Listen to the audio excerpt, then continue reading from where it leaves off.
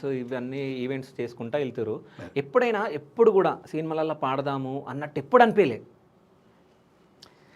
అనుకున్నా ఇక నేను పాడింటే బాగుండనేది ఓకే.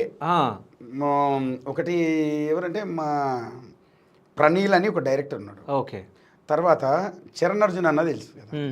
తెలుసు అన్న అన్న అసలు ఫస్ట్ నాకు ఆయన అక్కడి నుంచే. ఓకే. ఇంకా తర్వాత ఆయన వాడిచ్చిండు ఒక పాట, ఇదే పాట ఈ రామ రామ ఎల్లమ్మకుంది కదా, దానికి కొంత యాడికెళ్ళి వచ్చినావే ఎన్నెలా అనేటటువంటి ఒక పాట రాసిండు ఆయన. ఓకే. అది దాంతో పాడిచ్చిండు ఒక పాట. కాకపోతే రాజా రమ్యం అనేటటువంటి సినిమా అది. ఓకే.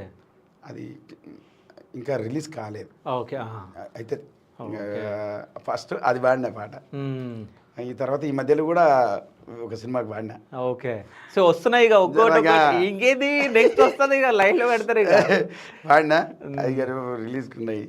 ఇంకా వచ్చిందంటే జరా ఇంకా ఒకటి ఏంటంటే ఇట్లా 4 సాంగ్స్ కొన్ని ఉంటాయి కదా, కొంచెం మెలోడీ వస్తుంటే మనం అన్ని రకాలుగా. కానీ మీరు ఆల్రౌండర్ అన్న, అంటే దేవుళ్ళ పాటలు, ఇక్కడ బామర్దల పాటలు, ఫోక్ సాంగ్స్, ఇప్పుడు ఈ సాంగ్, సో అన్ని ఇరగదీస్తున్నారు. అంటే మీకు ఈ పాట రాదన్నట్టు ఏది లేదు, మీ వాయిస్కి అసలు అది పొందుతుంది. అంటే ఏ పాట పాడినా కానీ అది బాగా పొందుతుంది కాబట్టి సో అందరు ఎంజాయ్ చేస్తూ ఉన్నారు. అదే మనం దానికి పోతాం, అదే అట్లా లీనమైపోయి ప్రవేశం చేసి ఎప్పుడన్నా పాట పాడుతూ పాడుతూ పాడుకుంటూ వెళ్ళిపోయిన రోజు ఉందా? అంటే ఆగన్న కానీ పాడుతూనే ఉన్న పాట ఏదన్నా ఉందా?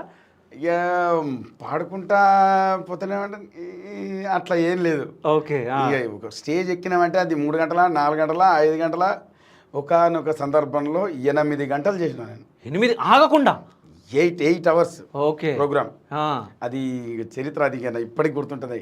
ఓకే. ఎక్కడంటే అద్దం